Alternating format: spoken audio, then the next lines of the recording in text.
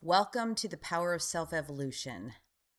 I have been releasing episodes pretty sporadically as of the past few years, which has been intentional because I've been deeply consumed, obsessed, immersed in my own evolution, still working privately with my high-end clients and adding extensive research and having conversations with founders, entrepreneurs, and high achievers.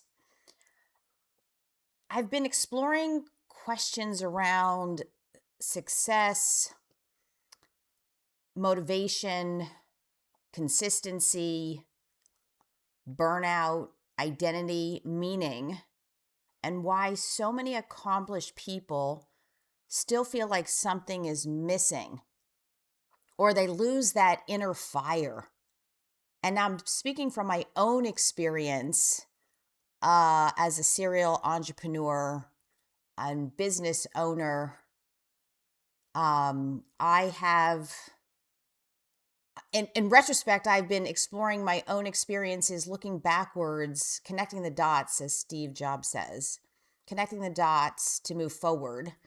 And I realized that I was dealing with what I'm researching specifically right now, silent burnout, but never said I was burned out. As high achievers, we don't stop. We just mask any discomfort or pain with more achievement. And that's exactly what I did. But if I look backwards, I was silently burned out. And my definition of the burnout is the loss of the inner fire and passion and obsession, the healthy obsession to create, to perform, to do what we want to be doing, sourced by who we are from within.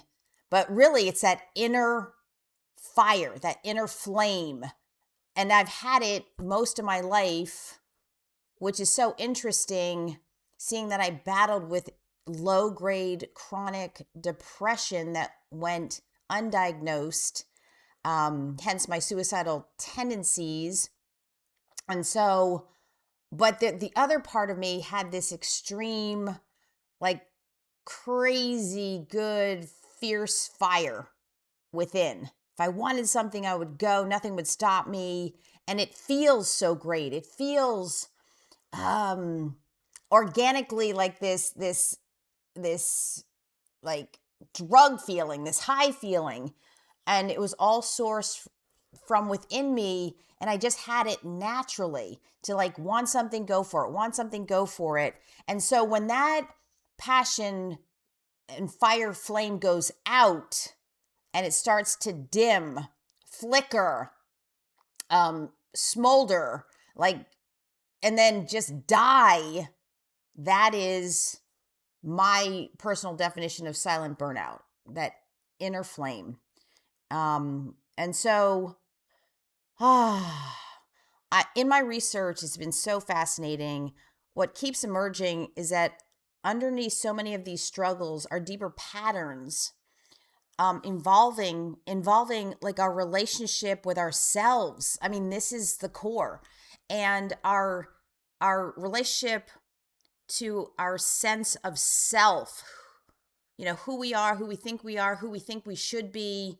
Why aren't we the way we want to be? Why are the way we are that we don't want to be?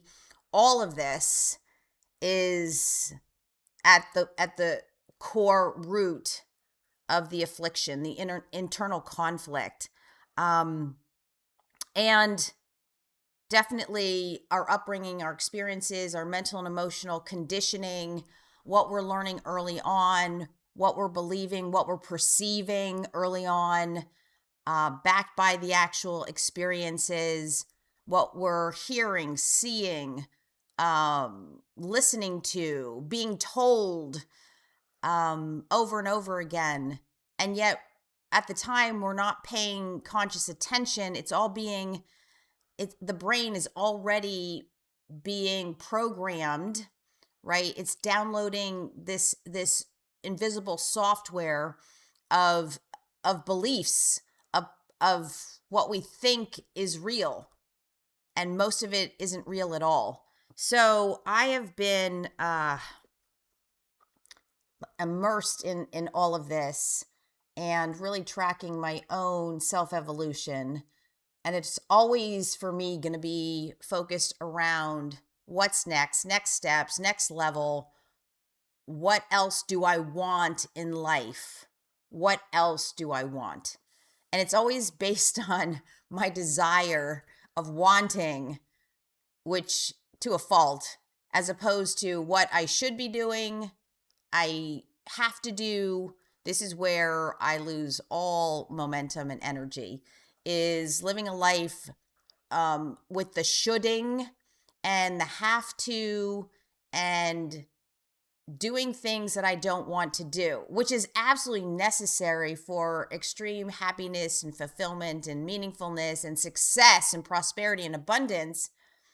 And that's what stops most people, is the inability to handle the discomfort, the things we don't want to do. And yet must be done, have to be done, should be done if we want to achieve that next level. And so, it's quite the journey, very confronting. And I'm just saying, I'm always looking, what do I want to do? And then battling, fighting all the things and the responsibilities of doing what must be done, has to be done, should be done.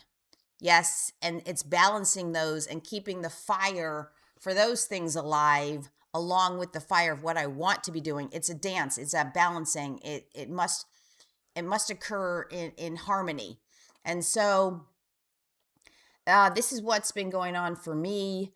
It's been a lot. And now I have come to a point where I can handle on my plate a little bit more of coming back to the podcasting and keeping this alive, because I've invested a lot of time and energy, money, and my soul and spirit into my podcast. And the greatest thing ever, because I think it's been almost 10 years since I started, and I started when podcasting wasn't that popular, really. It was just getting started. Anyway, the podcasting, I want to keep it alive because I want to keep it alive because the core stands true for me through thick and thin, through all my research. I'm such a research nerd, of trying to prove myself wrong, not prove myself right. That is the core scientific mindset, is find the evidence to prove I'm wrong, that our sense of self and our self evolution isn't the key to everything. And yet, through thick and thin, it is absolutely the key to everything, more so than ever.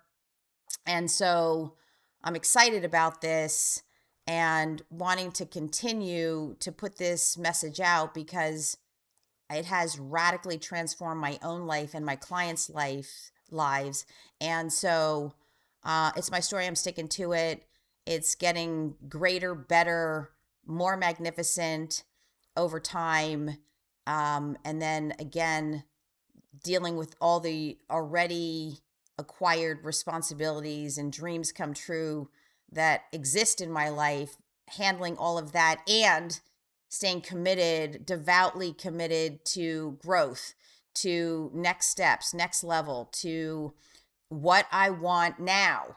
Now, what do I want? And now, what do I want? And now, what I want? Coming from a place of passion, pleasure, not pain, not pain, not poverty, not affliction, coming from uh, a place of goodness and positivity and no overcompensation, but just genuinely in a grounded way.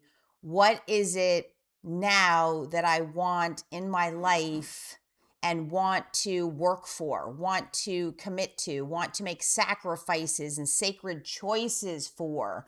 What is that for me?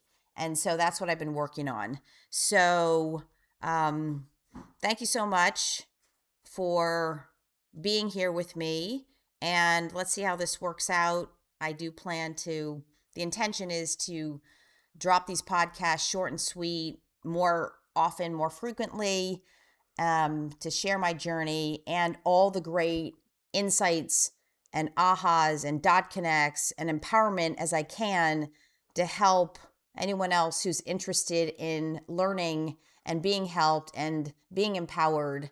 That is where I am now. And here we go. So thanks for listening.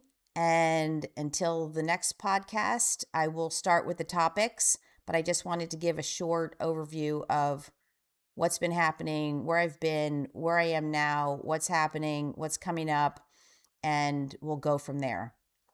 Here's to your inner self evolution beyond anything you could ever imagine and believe could be true.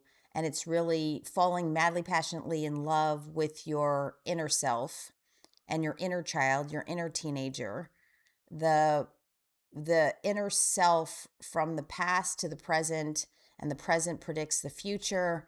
So it's really you owning your sense of self on your terms, and it doesn't matter what anyone else says, thinks, or does. It has no effect on you.